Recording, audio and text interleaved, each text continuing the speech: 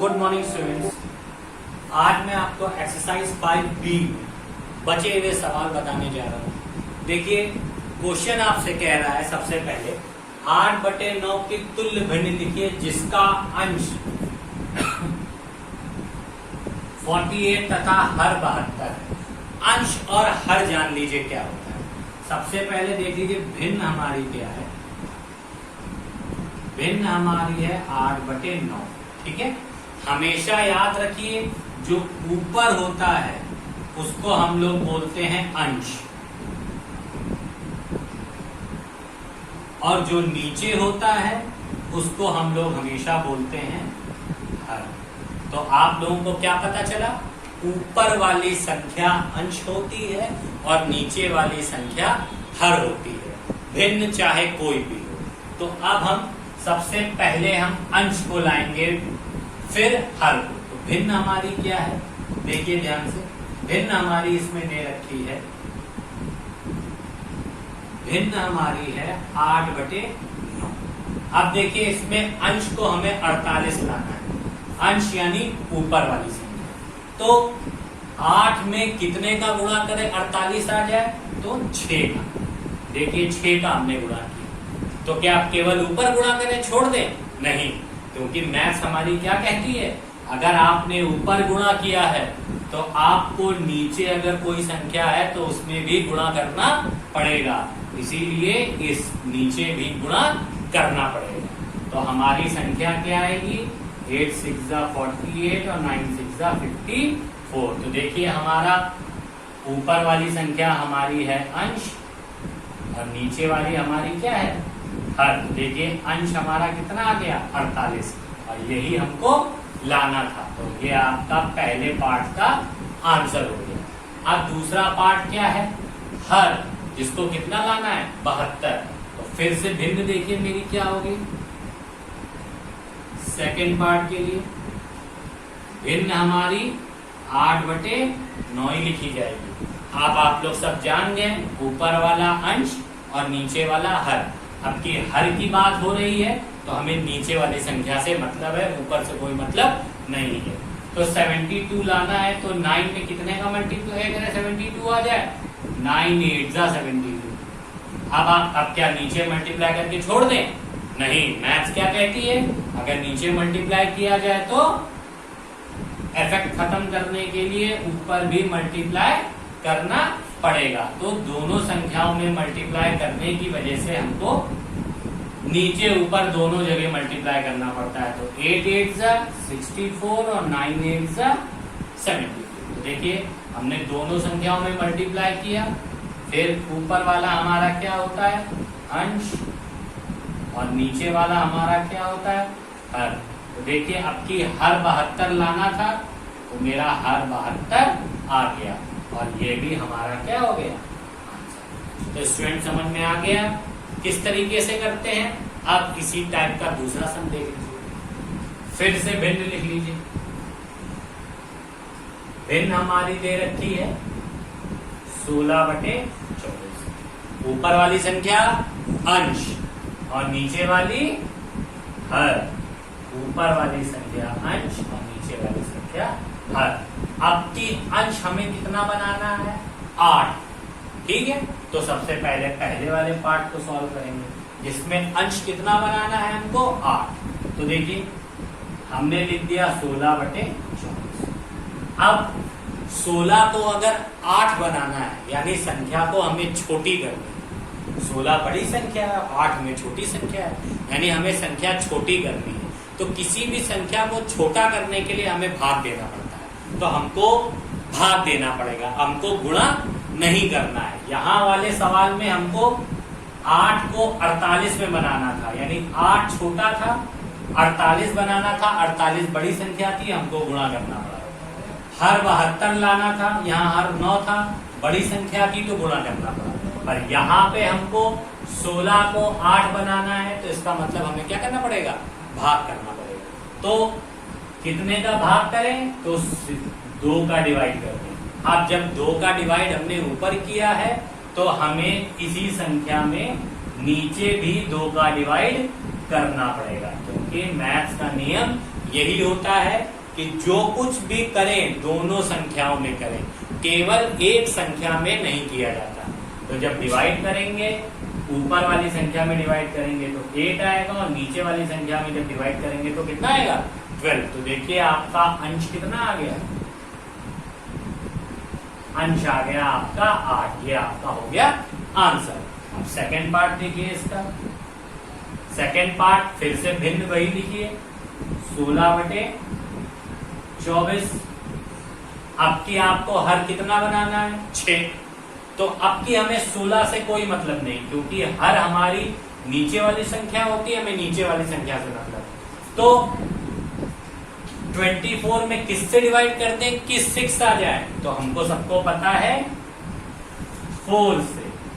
तो जब हम लोग 4 से डिवाइड करेंगे तो हमारा क्या आ जाएगा? 6। अब जब 4 से नीचे डिवाइड किया है तो 4 से ही हमको कहाँ डिवाइड करना पड़ेगा?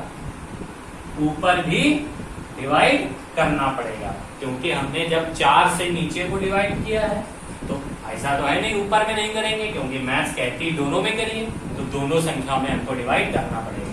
तो जब 4 का डिवाइड 16 में करेंगे तो 4 4 16 यानी 4 आएगा, और नीचे जब 24 में 4 का करेंगे तो क्या आएगा? 6। तो इसमें ये आपका क्या बन जाएगा? हर। तो देखिए आपका हर कितना आ गया? 6। और यही हमको हर 6 बनाना था। तो ये आपका हो गया आंसर। तो स्टूडेंट सम्स को नोट कर लीजिए और साफ साफ करिएगा, फेयर कॉपी में करिएगा इसको, ध्यान से समझ के अंश कौन सा होता है, हर कौन सा होता है, मल्टीप्लाई को किस टाइप से किया गया है और किस टाइप से डिवाइड किया गया है। एक छोटी सी चीज आपको मैं और यहाँ बता दूं कि आप लोग कंफ्यूज ना हो, इस डब्बे में देखिएगा कि मल्टीप्लाई में हमने किस तरीके से किया है। इंटू एक बार ऊपर लगाया है, एक बार इंटू नीचे लगाया और 6 लिखा।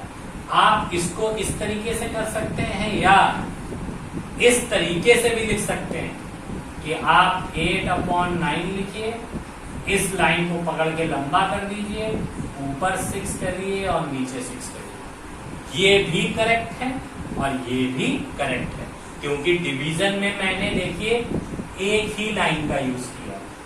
मैंने मल्टीप्लिकेशन में डबल लाइन से देखिए, एक ब्लू और एक रेड, एक ब्लू और एक रेड, पर मल्टीप्लिकेशन पर डिवीजन में मैंने एक ही लाइन का यूज किया।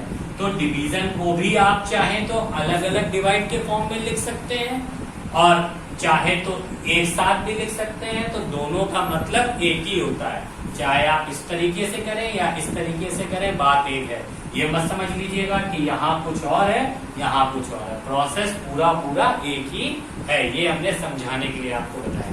तो आप इस पूरी प्रोसेस को तैयार कर लीजिए।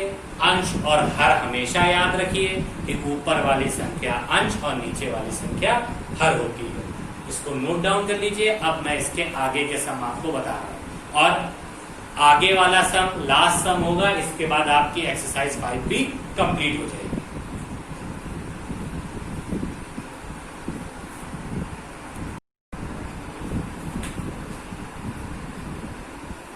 देखिए स्टूडेंट, अगला सम है निम्न भिन्नों को न्यूनतम रूप में लिखिए। देखिए न्यूनतम रूप का मतलब होता है भिन्न को छोटी से छोटी संख्या के रूप में लिखना। तो सबसे पहले मैं ये सारी भिन्न लिखी हुई, हम आपको फिर से एक बार याद दिला दें। ऊपर वाली संख्या हमारी अंश और नीचे वाली हमारी हर है। ये हर सवाल में यही होता है। अभी से लेकर जब तक पढ़ाई करेंगे आप, तो हमेशा ऊपर वाली अंश और नीचे वाली क्या मानी जाती है? हर। ये मत समझिएगा कि ये केवल क्लास 6 के लिए है, ऐसा है। ये हर समय जब तक पढ़ाई है तब तक आपको कोई संख्या भिन्न के रूप में दे रखी है, तो ऊपर वाली अंश और नीचे वाली क्या होगी? हर। ठीक है। अब इसका एक नियम होता है भिन्न को सरलतम रूप में लिखने का, कि जिस संख्या से आप अंश को काटेंगे उसी संख्या से आपको हर को काटना होगा। अगर आपने 2 से अंश को काटा है तो 2 से ही हर को काटना होगा। तो देखिए संख्या हमारी आपकी दे रखी है, सबसे पहली भिन्न हमारी दे रखी है 48/60। ठीक है।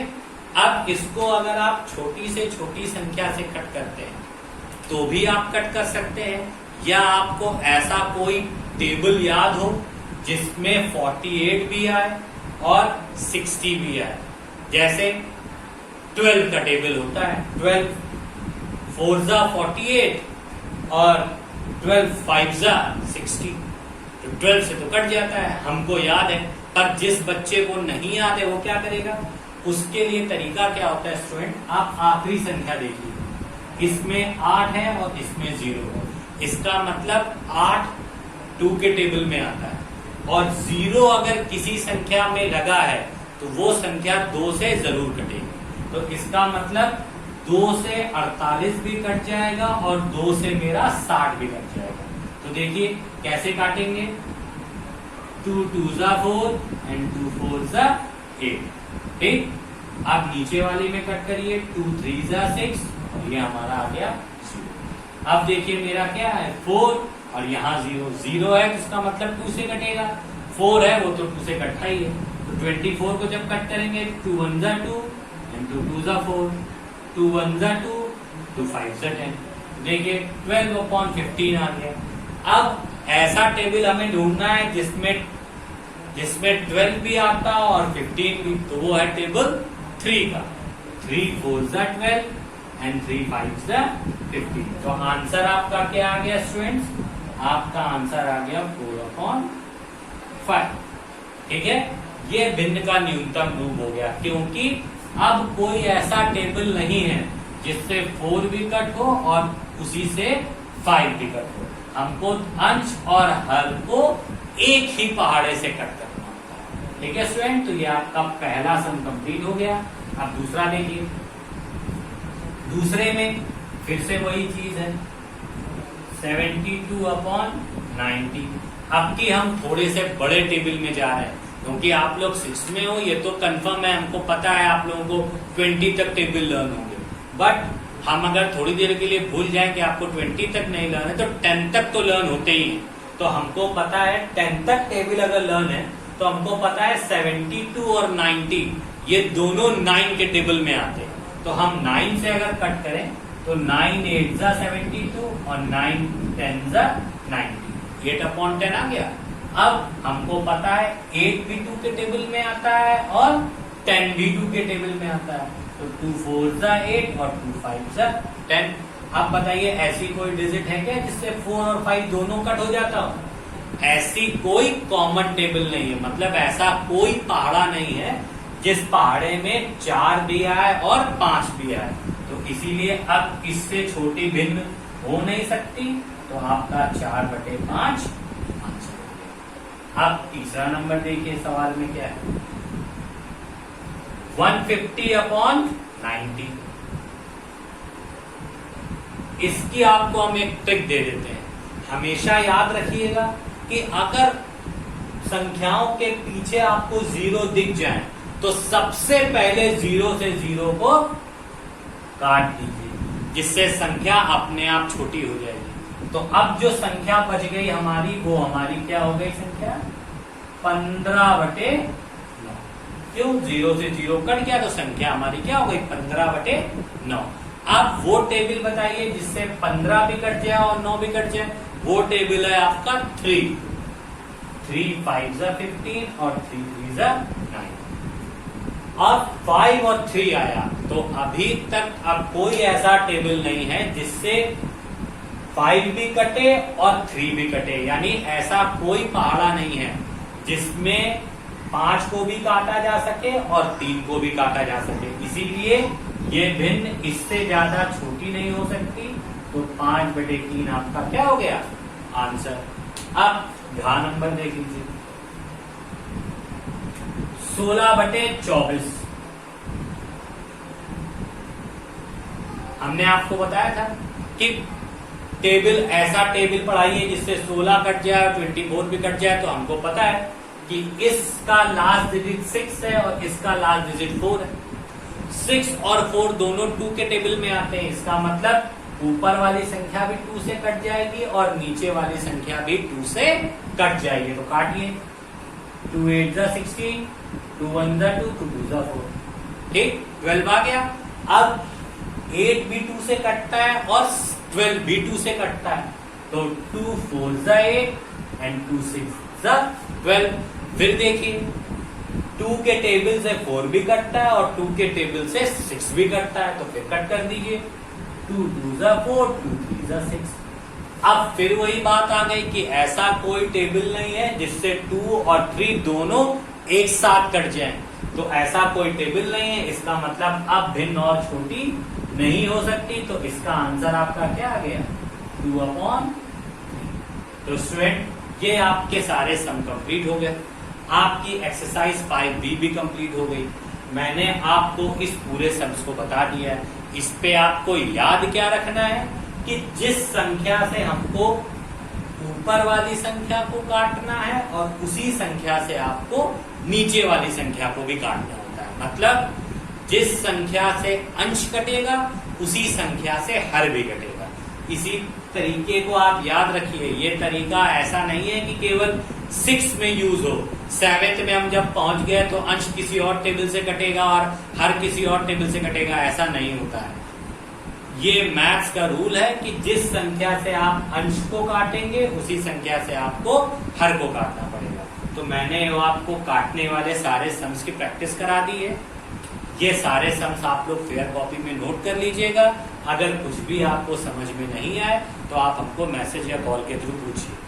Okay student, okay, thank you and have a nice day.